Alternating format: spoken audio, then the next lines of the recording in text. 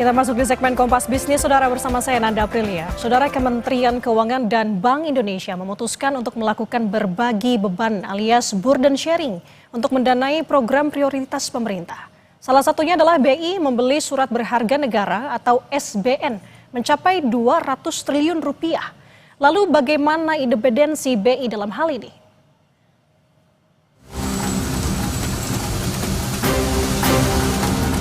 Kementerian Keuangan dan Bank Indonesia sepakat berbagi beban bunga untuk program pemerintah Prabowo Subianto, yakni program Perumahan Rakyat dan Koperasi Desa Merah Putih.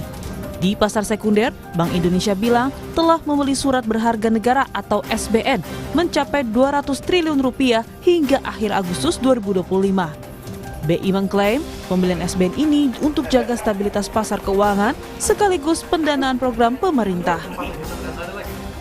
Yang SBN dari pasar sekunder karena kebijakan moneter kami memang ekspansif, tidak hanya dengan penurunan suku bunga, penambahan likuiditas, juga melalui pembelian SBN dari pasar sekunder. Kami update sejak kemarin kami telah membeli SBN sebesar 200 triliun data terbaru kemarin, termasuk untuk debt switching. Nah, kami bersinergi dengan Menteri Keuangan, sebagian dana dari SBN ini untuk pendanaan program-program ekonomi kerakyatan dalam Asacita seperti Perumahan Rakyat, Koperasi Desa Merah Putih, dengan burden sharing atau pembagian beban bunga yang tentu saja bersama BI bersama Kementerian Keuangan, dan karenanya akan mengurangi beban pembiayaan dari program-program untuk ekonomi kerakyatan dalam Asacita ini. Sementara Menteri Keuangan Purbayayudi Sadewa bilang skema burden sharing atau berbagi beban bunga antara BI dan pemerintah tidak akan memicu lonjakan laju inflasi dalam negeri. Kita 6,5 atau lebih, kita masih jauh dari inflasi. Jadi kalau saya injek stimulus ke perekonomian, harusnya kalau ekonominya masih di bawah di 5%, masih jauh dari inflasi. Itu yang disebut demand pull inflation, dan itu masih jauh dari situ kita. Sejak krisis kan kita nggak pernah tumbuh 6,5%. Jadi ruang kita untuk tumbuh lebih cepat terbuka lebar tanpa memancing inflasi. Burden sharing atau skema pembagian beban pembiayaan antara pemerintah dan bank sentral dikhawatirkan menabrak regulasi yang berlaku dan berakibat pada stabilitas ekonomi jangka panjang.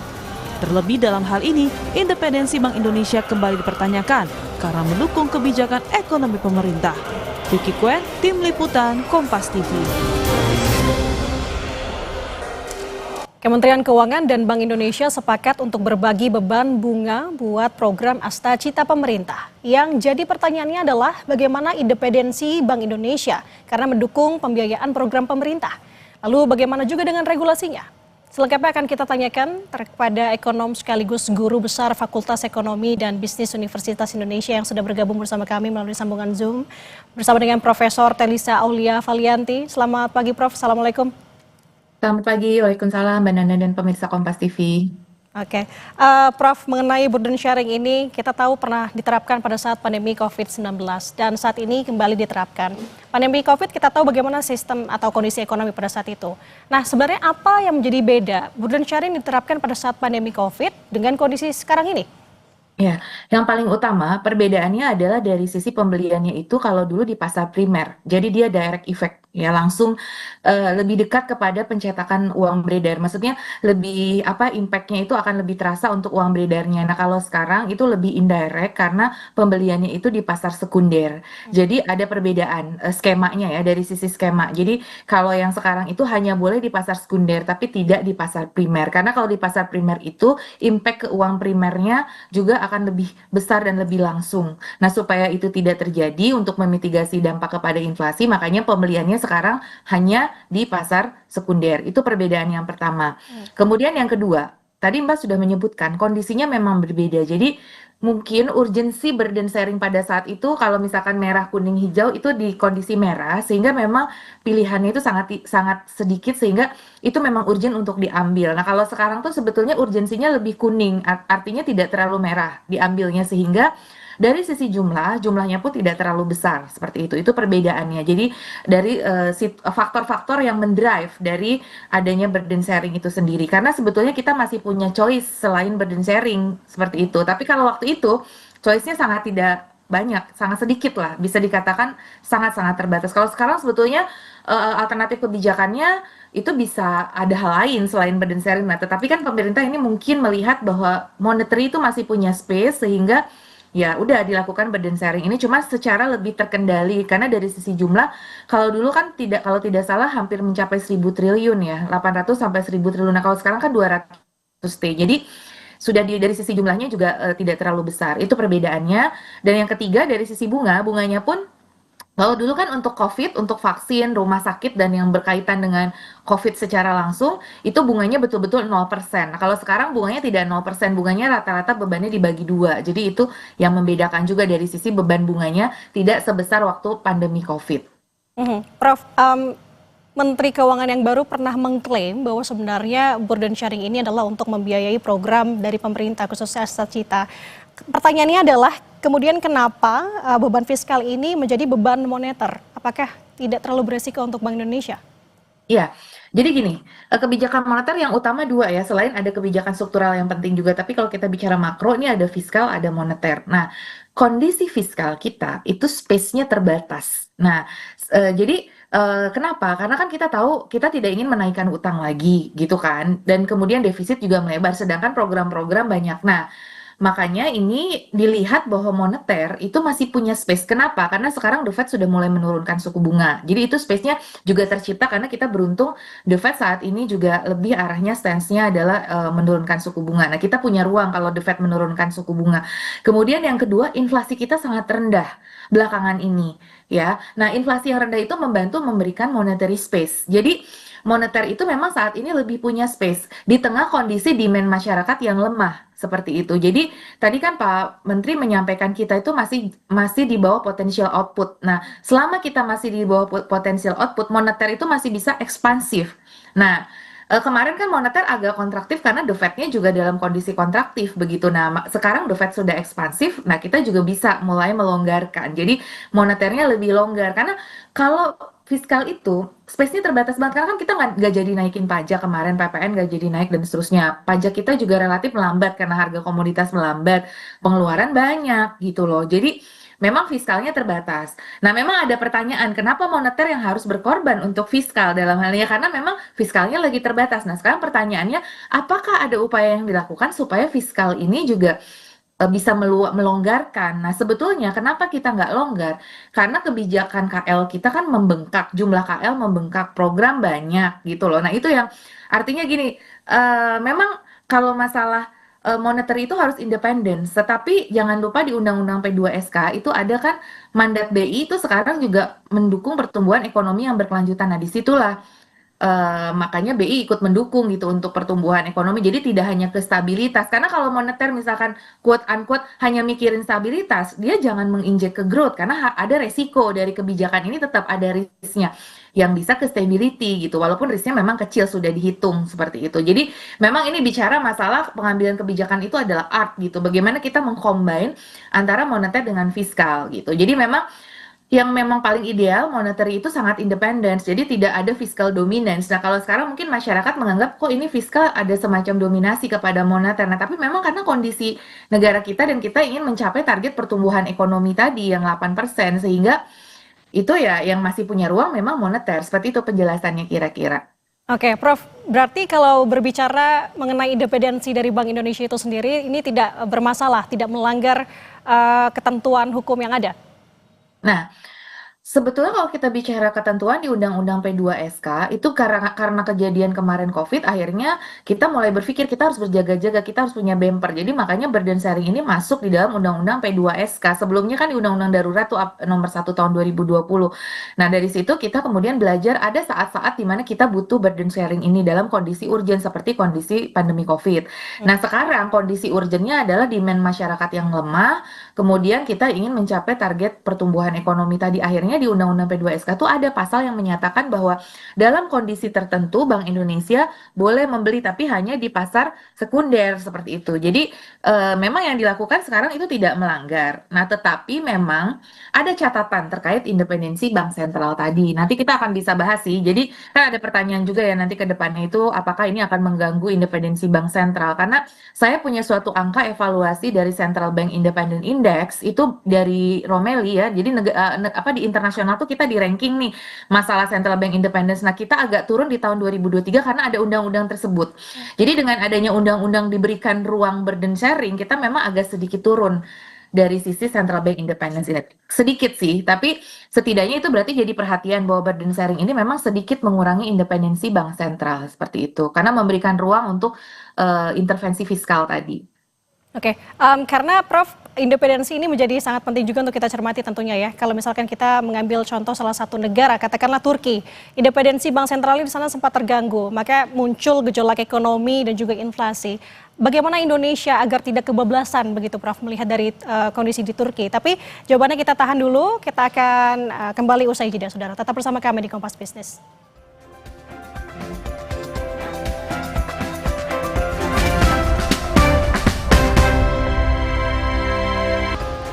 Kembali di Kompas Bisnis, saudara masih bersama dengan saya melalui sambungan daring, ekonom sekaligus guru besar Fakultas Ekonomi dan Bisnis Universitas Indonesia, Profesor Telisa. Prof, tadi sebelum jeda saya bertanya mengenai independensi, salah satu contoh kasusnya adalah dari Turki. Di sana ketika independensi bank sentralnya terganggu, muncul gejolak ekonomi, inflasi. Lalu bagaimana Indonesia agar tidak kebablasan, Prof? Ya.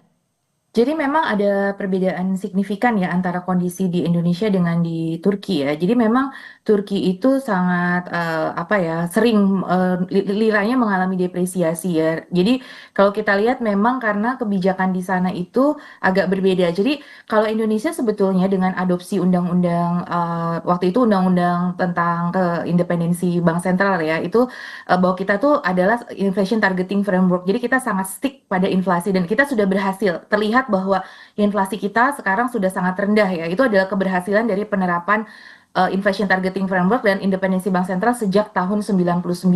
Nah, kalau di Turki sendiri itu memang agak berbeda terutama belakangan ini ya, di era kepemimpinan Presiden Turki yang saat ini itu ada mazhab yang agak berbeda berlawanan dengan mazhab monetaris. Karena biasanya mazhab monetaris itu kita itu tidak boleh terlalu banyak mencetak uang beredar karena itu nanti ke inflasi dan kemudian kita harus mengikuti aturan suku bunga. Misalkan kalau suku bunga The Fed naik ya kita juga naik gitu seperti itu yang disebut sebagai Taylor Rule. Nah, tetapi kita belakangan ini agak berbeda aturan yang Turki ini ya. Turki ini percaya bahwa justru yang bagus buat Turki itu waktu The Fed naikin tuh justru mereka nurunin gitu. Nah, akhirnya kan lira terdepresiasi karena investor tidak percaya dengan monetary policy karena monetary policy itu sudah ada rumusnya. Kalau begini.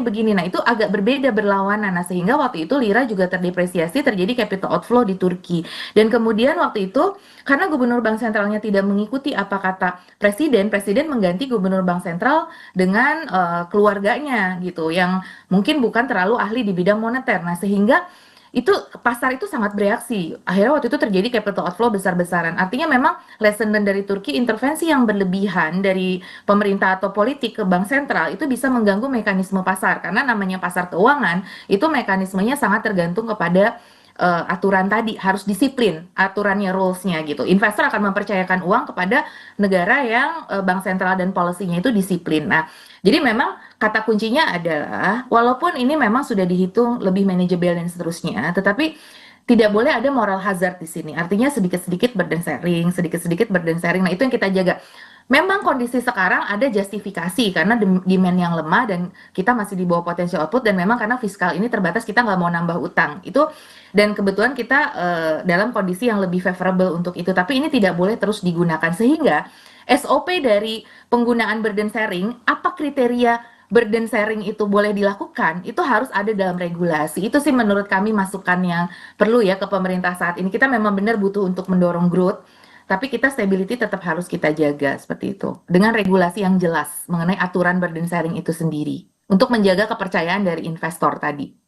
Nah, oke, yang ini menarik. Tadi yang Prof sampaikan bahwa yang dikhawatirkan ini menjadi salah satu hal yang dikhawatirkan ke depannya tidak, Prof? Melihat tadi kalau misalkan sedikit-sedikit burden sharing, sedikit-sedikit burden sharing. Jadi pemerintah bisa mungkin suka-suka bikin program mesti nggak ada anggarannya begitu, Prof. Ini menjadi salah satu yang dikhawatirkan juga.